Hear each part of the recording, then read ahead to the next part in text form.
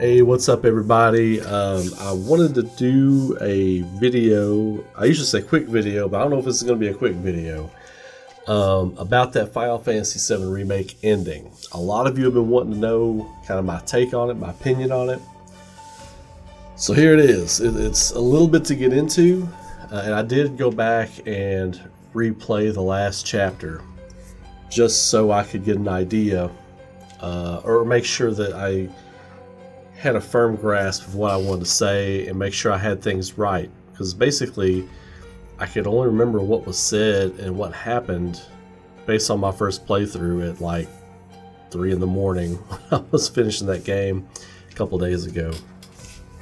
But right from the jump, like, I really didn't know what they were trying to do with Sephiroth and the Whispers, and what was this thing, what this new element they were. Because at first I wasn't really a big fan of the Whispers, and then when I kind of came to the realization that they're not going to be around now, I was fine with it.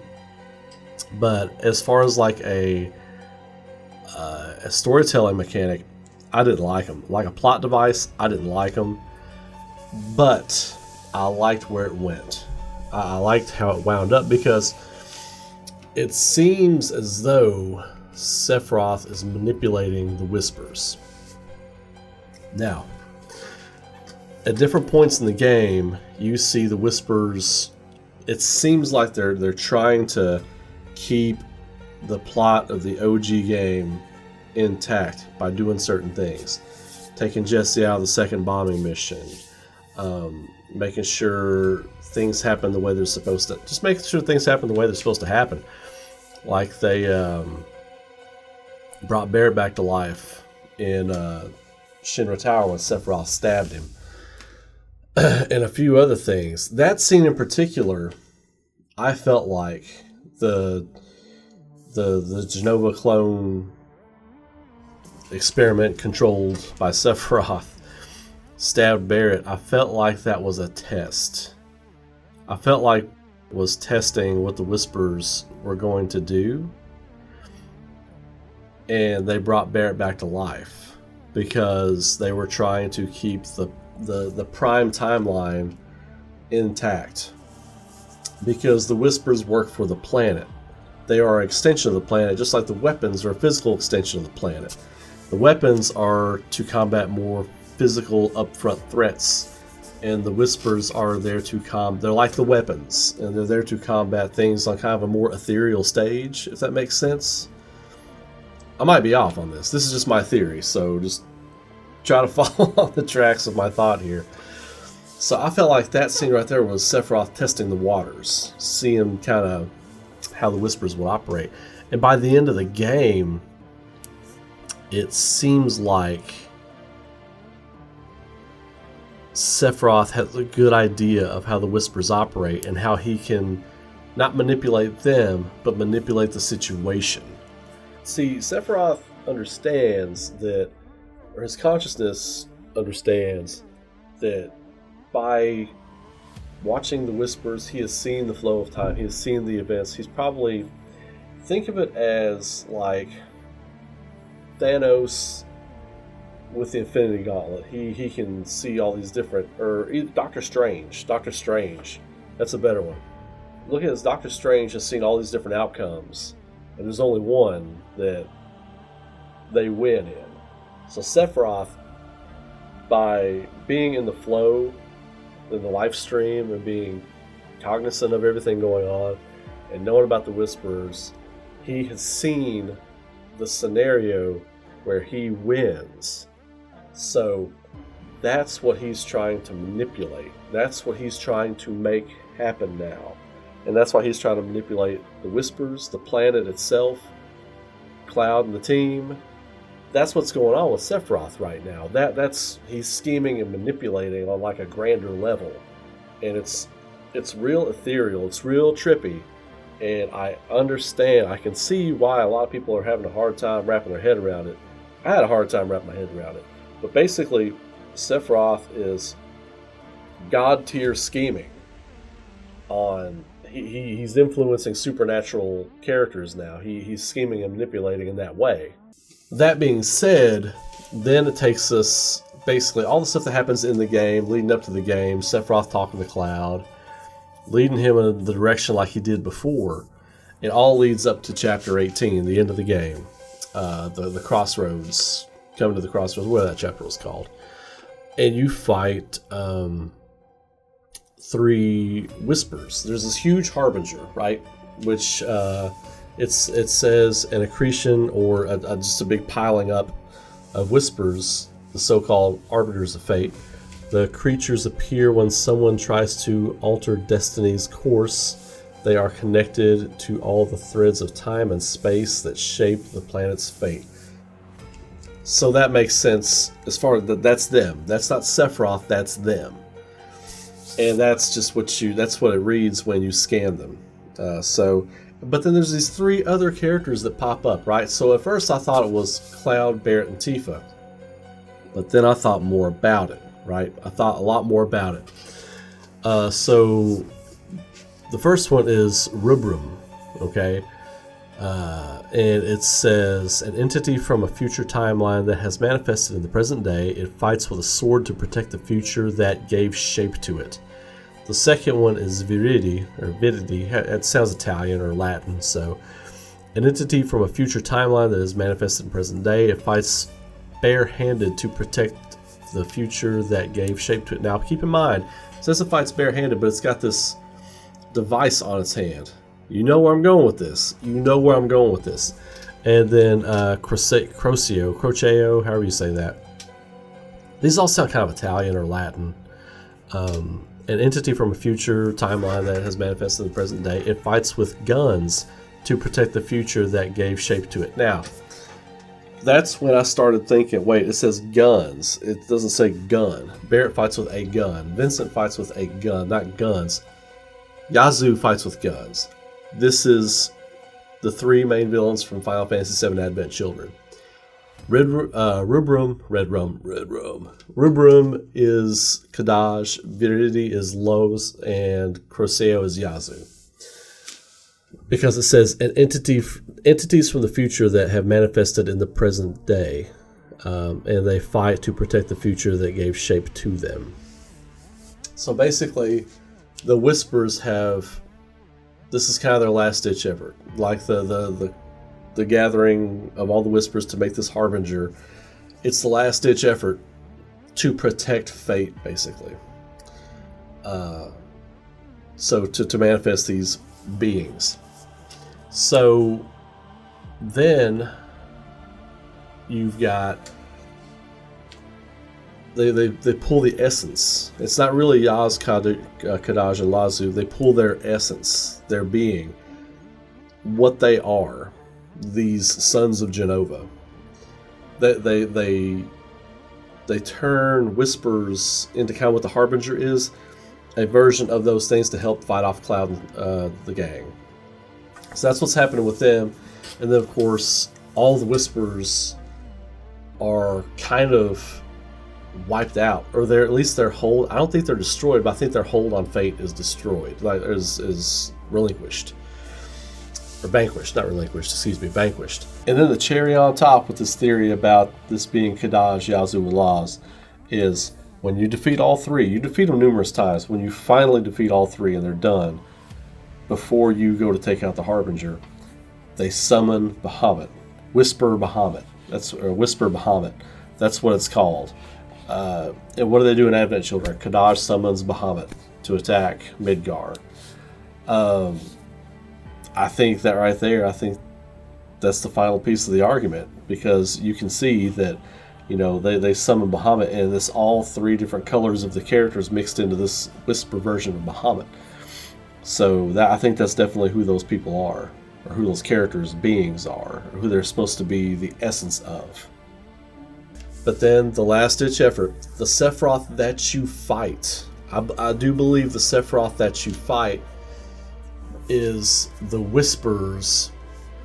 It's the final manipulation of Sephiroth, I think. He has manipulated the Whispers, and the Whispers are using his essence and his aura and what he is to try and stave off and fight off Cloud and the gang. And then you get the real essence of Sephiroth at the end.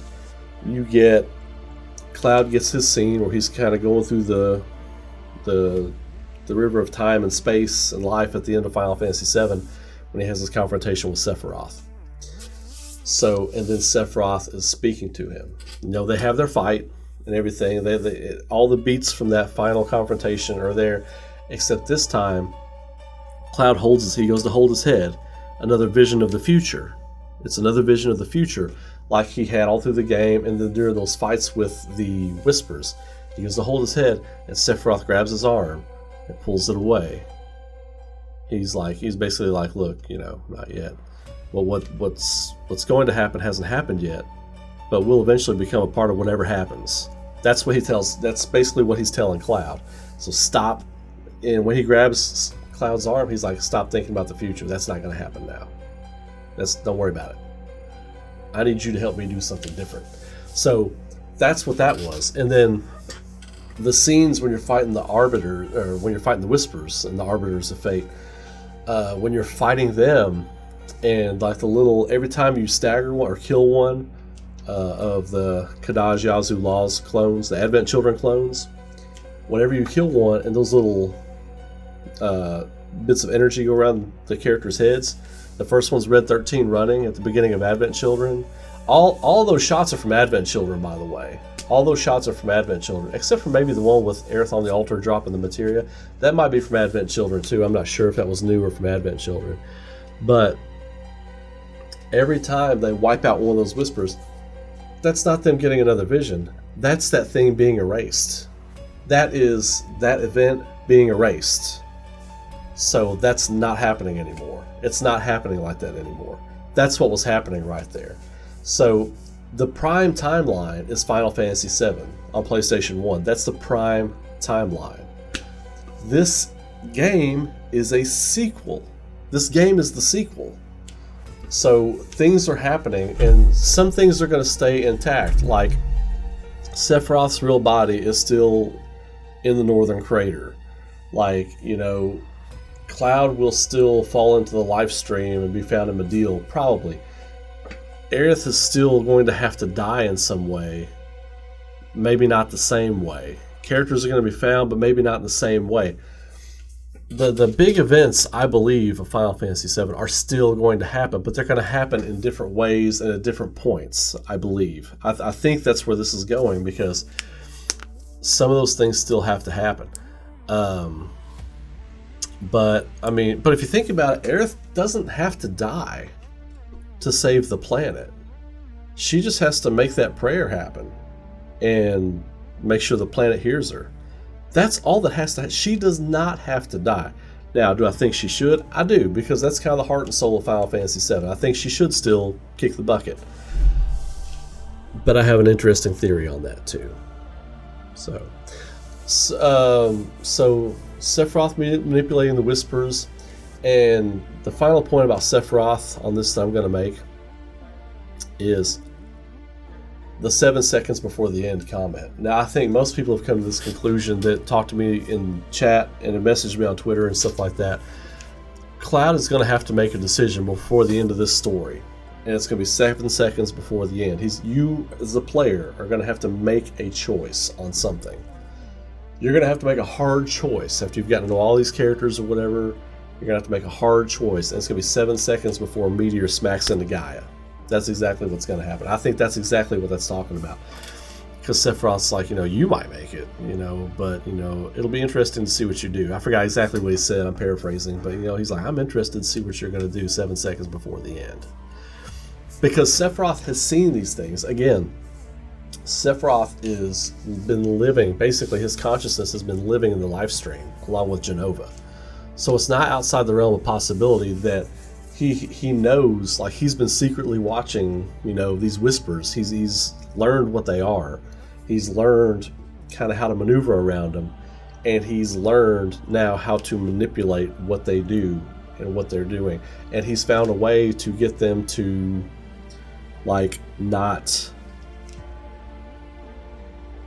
to kind of relinquish their hold on fate, basically. And so now, after this game, he has led Cloud and company to the place where they can finish that job for him. Like he physically can't do it. Sephiroth physically can't do it. He doesn't have a body right now. So he's basically manipulating Cloud and the company to do his dirty work for him. And he got it done. He got it done. And then he's having this conversation with Cloud at the end. You know, he's like, look, I need your help. We should help each other here and everything. And then when they're throwing down, and you know, he basically tells Cloud, he's like, not yet. You know, we're not finishing this yet. There's still other stuff that needs to be done. And also those whispers, I believe that was, you know, again, that was Sephiroth. When you were fighting Sephiroth, that was the whispers making a Sephiroth for you to fight and showing the black materia, the meteor, and all that kind of stuff that this is going to happen. You know, they were showing that, and they were using that to fight your party, and you still fought through it. That was the final straw. After that, the whispers kind of disperse, and then you see the sparkles and the magic, or whatever you want to call it, their hold on reality being relinquished. So, and again, now the name of the game is Final Fantasy VII Remake. I've been saying this whole time, like, man, it should have a subtitle. It should have a subtitle, whatever. They got me. They got me, and they got a lot of other people. Remake is the subtitle. The next game will be Final Fantasy VII something else. This is Remake because Sephiroth's goal, the whole game, was to remake that timeline so that he can put things in place, so he can maneuver things, so that he can win, so that he can take Gaia and make it a vessel to travel the cosmos and drain other planets of their energy and be this god, you know? So Final Fantasy VII Remake, Final Fantasy VII Calm, Final Fantasy VII, you know, Meteor, or whatever, you know, Final Fantasy VII Remake, that's the subtitle. They got me. They got me. And I thought that was pretty brilliant. I really liked what they did there, and I think that's what they're doing with it. Now, again, the whole Whispers and Sephiroth thing, that can come off a little convoluted, and I apologize, but I think in my head, that's the way I've made the most sense of it after sitting on it for a couple of days, a little bit stewing on it. Now, some of the other stuff in that ending, namely Zack, okay? So, the whole thing with Zack at the end, at first I thought it was like another timeline. I thought it was, and it still could be, but now I'm thinking maybe it's not. And the reason I say that is when you first see it, you know, Zack's like, hey, Cloud, I did it. Is that all of them? I can't believe it. We did it. We got it done. And in the distance, Zack sees Midgar like explode, it looks like.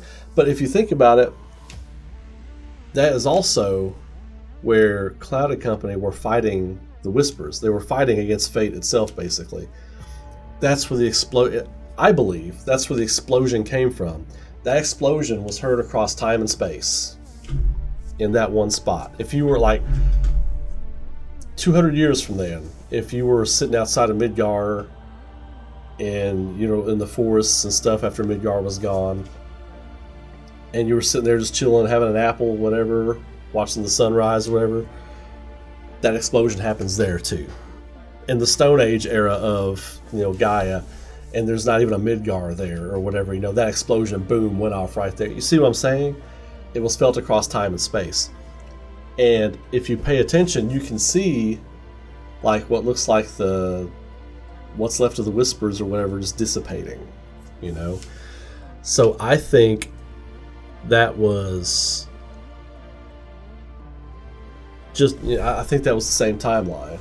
And when at the end it shows, now I know, and also there's this other thing where you see the bag of chips with stamp on it, the Shinra dog.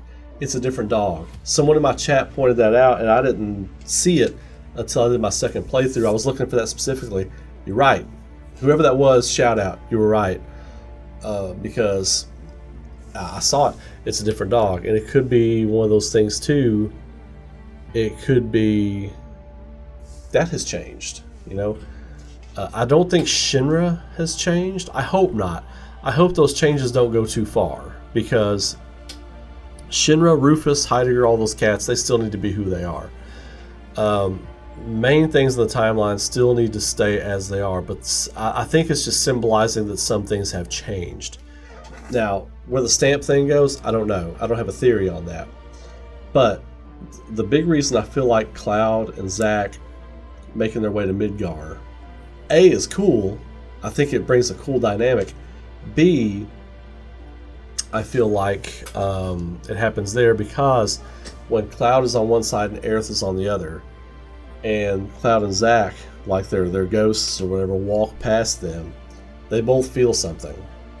I feel like if it was in a different timeline or a different reality, that wouldn't have an impact on them, But it did. Something happened there to them. And Aerith, something definitely happened to Aerith. Now, here's what I think is happening with that. I think they are in a kind of loop, like almost like a time loop almost, and that thing has already happened. Now, this is going to get a little wonky, but so that event has happened, and it's not going to alter what's going on because it's already going on. You know what I mean? Cloud was activated. We saw the scene in the underground laboratory where Cloud remembered being activated. You know what I mean? It was real creepy. He looked like a human doll, and he was like being activated by Hojo or whatever. And he was planted there, like he was dropped there, by Hojo. After Hojo caught, basically something happened between the time Zack died and Cloud got to Midgar, because he appears outside the train station in the original game. He has no idea how he got there. Like he's just dropped there, part of Hojo's experiment. And that's why he can't remember anything. So I think Zack is alive. I think Zack was reacquired by Hojo. I think Zack is in some secret laboratory waiting to be activated. I think that's what's going on with Zack. Cloud's already been activated. Zack is now a part of the reunion experiment with Hojo. And I think we're going to see that play out in Game 2. Whatever that game is and whenever it comes out. I think we're going to see that play out. I also think the section of the game where you lose Cloud, I think that will still happen. When you have to go find him in Medeal and all that. I think now, the portions of the game are much bigger. They're beefier and they're longer, and they take longer to navigate. So that portion of the game from Northern Crater to finding Cloud and Medeal, I think that's going to be a much longer time. That could be 20, 25 hours. I think the devs are going to plug Zack in there to your party. I think Zack's going to come back about. I think Aerith and Zack are going to have like this story going on with them. It's going to be an altering of the story. And that altering of the story is what's going to lead, I think, to Aerith's demise. I think that's how Aerith's going to die. I think she's going to do the altar thing. If any of this starts to make any sense, I think she's going to get the job done at the altar, or something's going to go wrong, and then she has to do something. There's something else she's going to have to do. You know what I mean? And Sephiroth is maybe combated there, and you save Aerith. But here's the deal. If Zack is in your party and he is part of the reunion project, he can be controlled by Sephiroth just like Cloud can be controlled by Sephiroth. And they both have a close personal tie to Sephiroth anyway. I think that makes the bond between them stronger. I think that makes it easier for Sephiroth to manipulate them because he does have that connection with them, that personal connection when he was alive.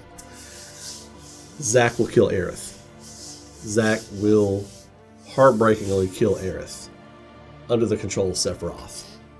I think that's how that goes down. I think that's how it's going to go down. I don't know what's going to happen to Zack, but I think they will use Zack under the control of Sephiroth to kill Aerith.